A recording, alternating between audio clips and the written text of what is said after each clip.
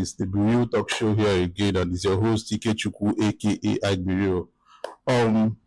Here we have a wonderful gentleman who I think I'll do the honors of allowing him introduce himself. You know, none can do it better than yourself. So, sir, please, maybe introduce yourself to our viewers. I am Thank God Imegi. Big Papa Romeo. Yeah, a lot of you will be hearing this name, you know, somewhere, but I leave that to you to, you know, guess where it is. But maybe any day you do, you can, you know, hit our like buttons. You can follow us on Instagram, Facebook, and YouTube. We'll have to dive right into our topic today, and it's about addiction. You know, a lot of persons are addicted to a lot of things, but today we'll be talking about addiction to alcohol. You know, and a lot of men today are addicted to alcohol, you know, maybe because of one reason or the other, you know. So we'll be talking about it today with Big Papa here, and I think I should go straight to asking the first question on addiction. You know, what really, you know, puts you to that part? I think it's about you. Yeah, it's about me. Yeah. So what really puts you to that part of, you know, drinking to the extent that it got into addiction? I can't really remember how I started. Okay. But like growing up as a young man, I just realized that I have had this love for alcohol. Okay. So if I had to do anything, I had to use alcohol. Take a little bit of all alcohol. the time, not a little bit of it. You know, starting small, you started a little, you know, little by little. The thing is, I drank for too long. I can't even remember when I was doing it small. Little, wow. Yes, little, yes. Wow. You know, because I remember the moment I feel like doing a bottle, I go to the sports, I do 2 bottles, and then I had this, I always say to the people I patronize, say paracetamol, 2 be 1 dose. That's how I start. And they already know. Yeah, they already know. Just get you. So when I get to them and ask for my brand, they just bring 2 bottles for a start. Okay. You actually have a certain brand you always take? Yes, I have a certain brand I always take, but I'm not actually tied to that particular brand. You're not a brand kind of person? I'm not. I refer to myself then as ACB, any cold beer. Anyone at all? Yeah, anyone at all. Be it stout, be it... whatever it is. Beer. Stout was actually my brand. Okay. You know, but if I'm doing stout and they come to tell me stout don't finish, I say, what do you have? Wow. Whatever they bring. You know, there's usually chemical reactions where you combine lots of drinks and certain outcomes that isn't if you combine nice. Lots of alcohol brands. Yeah. Did you at some point experience all this? Experience that? Yes. Not when I'm drinking. Like. Okay. Actually, you know, you drink, right? Yeah, have you done I do drink. Yeah. I'm not sure you've done it. But I'm not an addict anyway. Okay. Yeah. All right. If you use alcohol for a stretch, like when I use stretch of 3 days, I'll experience hangover. Stretch of 3 days, like drink for 3 days. Yes, consecutively. You drink the whole day. Whoa. Then you go to sleep. You wake up in the morning because there's this stuff that was working for me. Okay. When you get very high, like today, you wake up the next day. If you don't want to experience hangover, you have to start drinking in the morning. You have to do like 2-3 bottles of that particular brand that got you very high. So what it does is it normalizes your highness and then keeps you in the mood. And then that same, you know, fly mood. Exactly. So sometimes you will not check that you've done alcohol for 3 whole days on a stretch, then you experience hangover. The moment you miss going to pick up that particular brand in the morning, you understand? So when you experience that hangover, that's when I actually get that chemical reaction you're talking about. Like I feel crazy, my stomach and all that. I won't be able to eat for 2 days. Wow. It was actually crazy. Wow. Did you at some point, you know, leave the beer, the stout, to taking spirits, gins, and the rest? That was the only way I could get high. Like, meaning at some point beers and stouts weren't working anymore. No. Every day, if I really want to get high, if I'm drinking with you and I want to get high, before I visit the club or wherever I want to go get high, I'll have to do some Some little somewhere, sips, sachets, whatever. Wow. It was that bad? Yes, it was crazy. It was crazy. My story is not. Most of the times, I don't even have the right words to really explain what I did. Oh. Like when I see people, when I advise them, stay away from this stuff. It's going to Yeah, you've been down that road. I've been down the road. There's nothing good about alcohol. There's nothing good about alcohol. I can say that. I know what I'm talking about. I've been off alcohol for 2 years now. I didn't know I'll be able to stay away from alcohol for 1 week. Whoa. No. Whoa. Meaning as then it seemed like you were engulfed by something, that gave you that craving for alcohol. Something that gave me the craving for alcohol. Yes, like being engulfed, like being in another realm or being manipulated. Did you at some point feel that way? People say that people get manipulated to do some crazy things and all that. I believe that to an extent. Because if you say it was a native doctor or a witch doctor that actually pushed me into drinking, it wasn't that witch doctor that was waking me up in the morning as early as 2 a.m., 3 a.m. to go continue drinking again. To go booze. No, no.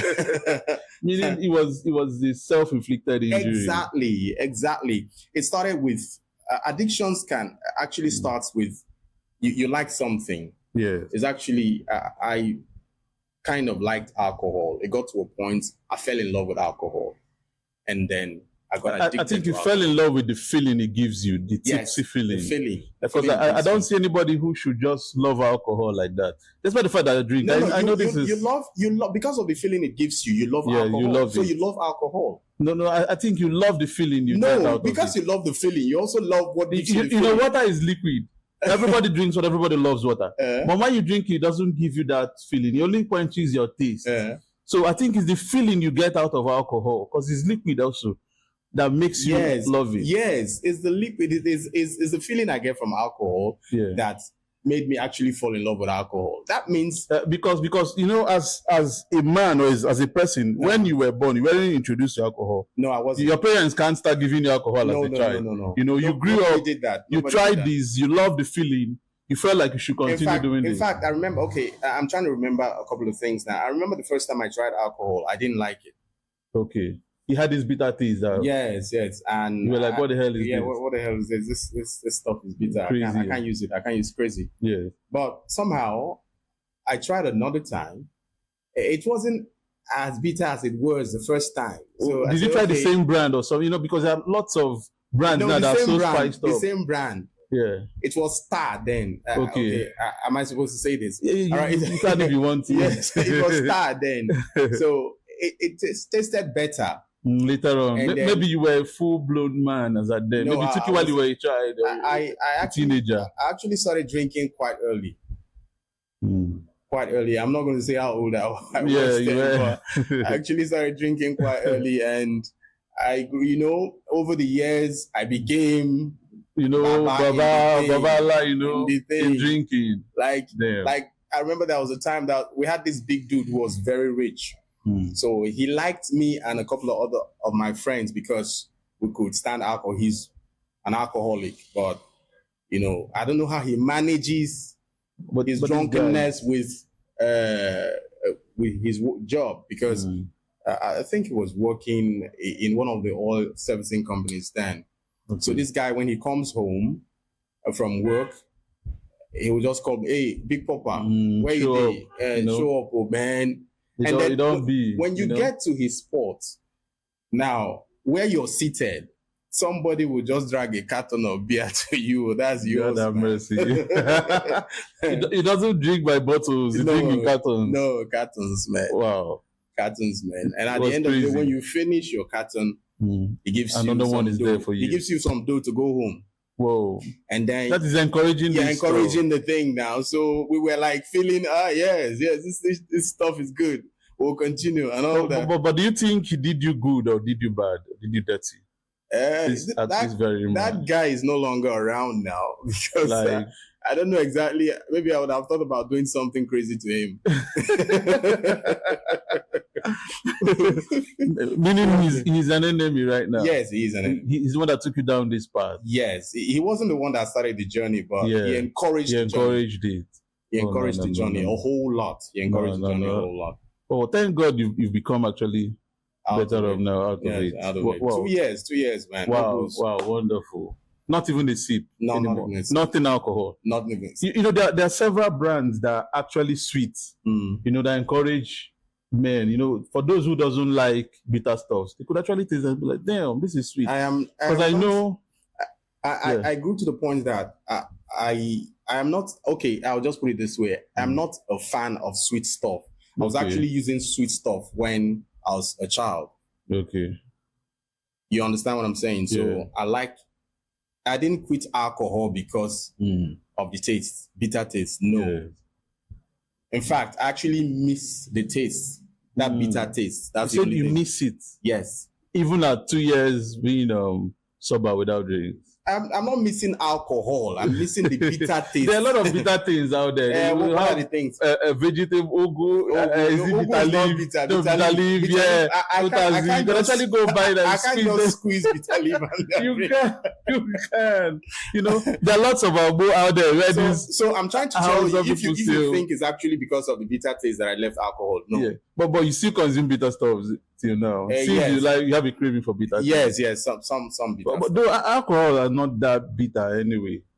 For a drinker who already knows the taste, alcohol is not bitter. Where I come from, people always say there's only the broke guy who cannot afford a beer or stout that will say stout is bitter. The guy who doesn't have money to buy it. That's the thing. Yeah. You understand what I'm saying? Yeah. So because it's not actually that bitter. It's if you're a drinker, if you like alcohol, if you like drinks, you won't even feel it. Especially when it's chilled. Yes, when it's chilled. Do you think your health was actually being affected and made you quit? Yes. No. Was it about my health? Yes. Somehow I thought about my health because I read a book and then I followed the story. I followed the man of God on TV. The man of God actually had an impact. Yes, he said a couple of things about alcohol and all that.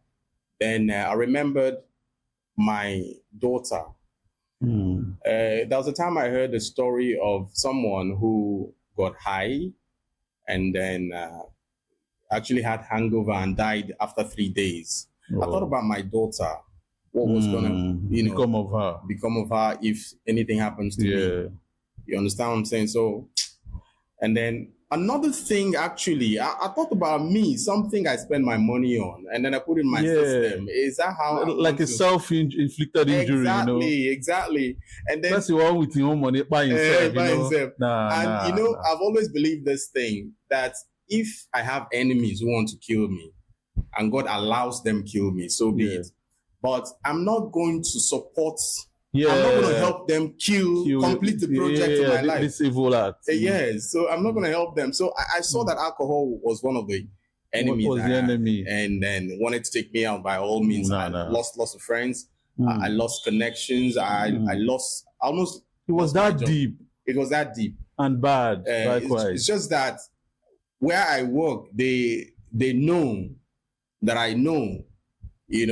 Because somehow it didn't really affect my job somehow. Okay. But there was 1 or 2 occasions I had issues. Yeah. Issues that were handled and all that. Just because of drinking. Did you, at some point, experience this repulsive attitude from people, especially your work? Especially even my family. Like, it actually started from my family.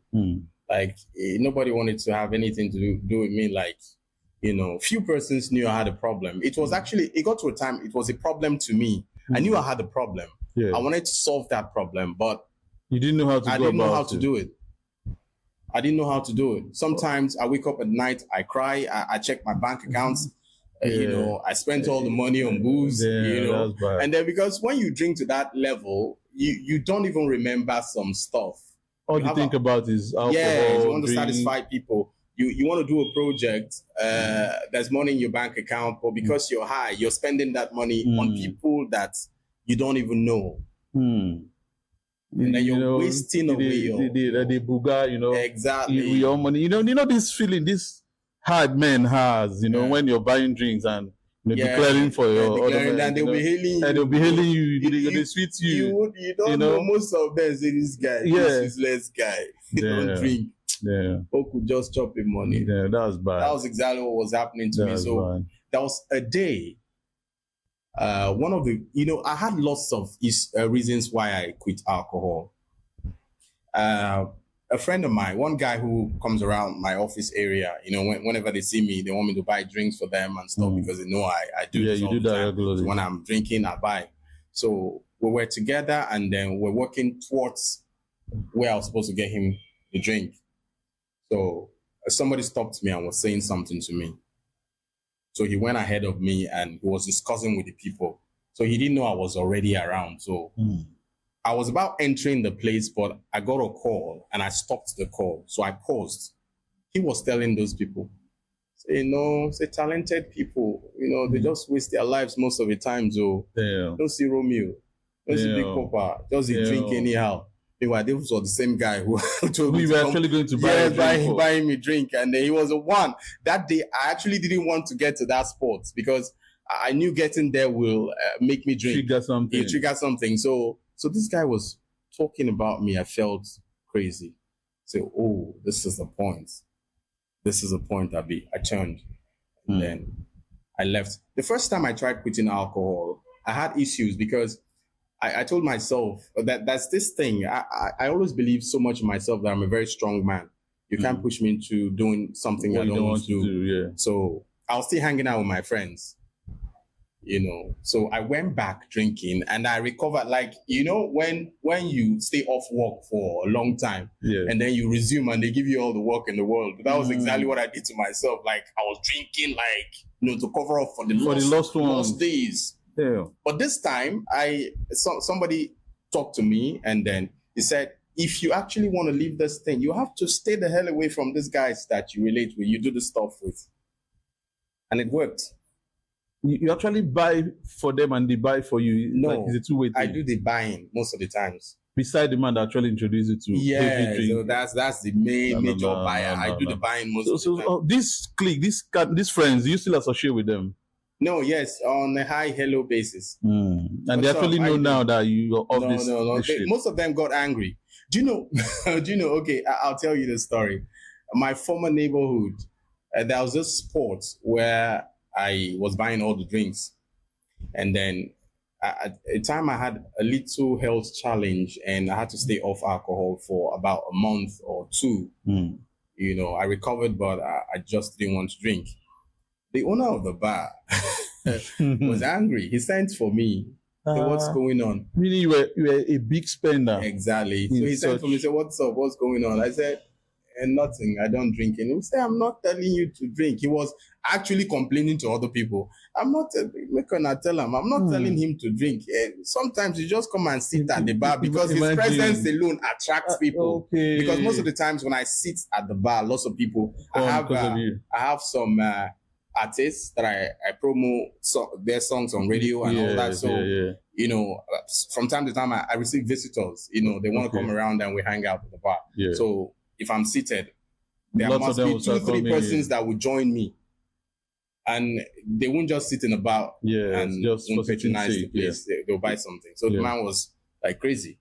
He would have maybe employed you, to just come sit around. Yeah, since your presence, commands lots of people to come patronize you. Oh God. Wow, this is an insightful one. This is, the experience you've had. Wow. Do you think because you mentioned about a pastor you listened to, and you decided to turn a new leaf? Do you think there's God's hand in you turning around? Yes. God, what I did was I asked God for the enablement to be able to do it. Leave this stuff. But I did it myself. God gave me. How did God do it? God actually, I prayed a prayer. I don't know. I said something, put an enmity between me and alcohol. Wow. That was what happened. A disdain. Yes. So right now, how did you pick? Because, a lot of people out there, they would want to also pick a little from your book, however it is you were able to have this disdain or have this create this enmity between yourself and alcohol? No, I actually tried everything humanly possible. All the times I tried, it didn't work. So I said, Father, empower me, give me strength to do it this time. Yeah, they would like to know how exactly you were empowered. Okay, I was empowered. I remembered my daughter. Okay. I saw the face of my daughter. Meaning, I saw alcohol as a guy that was going to separate me from my daughter. Okay. And then I checked, I weighed both of them. The love I have for my daughter is very high. Way greater. So I said, okay, I'll take a pick between alcohol and my child. And I chose my child. Yeah. And I decided, and I choosing my child, I have to stay alive. That means I have to stay away from alcohol. Yeah. So that's it. Because I know of a person who he's not alcohol, but I think he mixes the both. But he drinks, he smokes. You know, a certain time I was like, isn't this too much for you? He said, nothing on earth can make him stop. And this person actually has children. You understand? No, he should get to know the reason why he drinks. Lots of people drink for different reasons. What is the reason you use alcohol? What is the reason? I'm trying to reminisce or remember this he takes a lot. He smokes, he drinks. Most times I see him combine what's it called? Caffeinated drinks, the likes of what's it called? Tiger. No, not Tiger. What's this drink? What is caffeinated drink that has the face of a lion on it? A black bullet. Yeah, black bullet, all those caffeinated. Them. And that's a very dangerous one. Very dangerous. This man has children. And I don't find it funny at all. I've tried talking to him and I saw that my take, as in whatever I say wouldn't work. You know. We still need to know why he drinks. That's the thing. That's the only way I can, tell him what to do. But in all, every man who drinks, feels rejected by the public. By the people, yeah. Do you like how you feel when you're high? No, okay, that's not the word. Do you like how people treat you when you're high? That's the first thing. If the answer is no, then you don't need it. Is that why you're living without people, living without people? Yes. Do you like how people treat you when you're high? When they know you are an addict. Yes. Because it's not when they know that you are an addict. Not all the time will you be high. You understand? Not all the time. The moment you drink to the point that the next person knows that you are high, is wrong. Where the person is actually oozing off of exactly alcohol. You lose respect. Now, someone who ordinarily wouldn't talk to you can walk you out of a sport. So why are you embarrassing yourself and all that? So I showed myself, I played back. I always advise people, when you get to a point in your life, play back the video of your life. No matter how good a liar you are, you can never lie to yourself. Yeah. You can lie about everything. I own this, I own that, but you know what you own and what you don't own. Yes. You can lie that somebody's pushing you to drink alcohol, but you know that you're the one that goes to Mama Nkechi's place to buy the sachet. So it's not about your uncle. It's what you want to do. It's a craving. So a pastor told me that the enemy the devil looks at what we like and sends a demon to increase our hunger for that particular thing. And that becomes addiction, and that can kill you. I think I still call it a self-inflicted injury. It's something I really would not want to believe. Yes, but there's a spiritual undertone to everything that happens to us. Every ugly thing that happens to people in life, even positive things also. No negative. There's usually a spiritual undertone. So that's why I can say that. But over the years, I've never blamed anybody for any spirit, for anything that happened. All the booze that I took. No. I was the one, I'll decide, I wake up in the morning, I'll do 6 bottles of big stout today. God damn. I'll do, okay, how many sachets? I was having sachet like in rows. Oh, God. That was bad. Then there was a time that guy I told you about that he was actually complaining that I stopped drinking. Okay. I could wake him up. I had a show I was doing until 2 a.m. So I get home by 3 a.m. or thereabout. But I'll still call him. He will open his bar. And I will start boozing. Me and my dudes will booze till, you know, the neighbor who didn't know I had a job. you know, waking up Sunday morning, you're going to church. There are guys, maybe Big Papa and his men, they are drinking alcohol. You will see like 20 bottles of beer already done. 6 a.m., man. Oh, God. You understand Can't you see how surprised I am looking at you, you know? Oh, man, it was crazy, man. Wow. But there's no addiction in this life that you cannot actually come out of. Yeah. If you make up your mind, it's about you. Change the places you Determination, go to. you know. Determine. Look for something to live for. Yeah, At that point, I wanted to come there because I think understanding what you said, it means every addicted person, anybody who's addicted to maybe alcohol or any other thing, should look for somebody or something to live for. Because at a particular point, you will have a reason. Maybe you started drinking without no reason, but at a particular point, you will have a reason why you're drinking. Okay. That's why I asked or a reason to quit. No, a reason why you're drinking. Okay. So now you will have to find another reason to quit. It's just replacing it. And then yours was the fear of losing yourself or your child. Yes. Okay. Because your child is the one that actually brought you out of. Yes. You know, when I was about you know, dropping the whole thing, I remembered her voice when she called me on phone, and I was a bit down. She was like, "Daddy, please stay with me. Daddy, please, you know."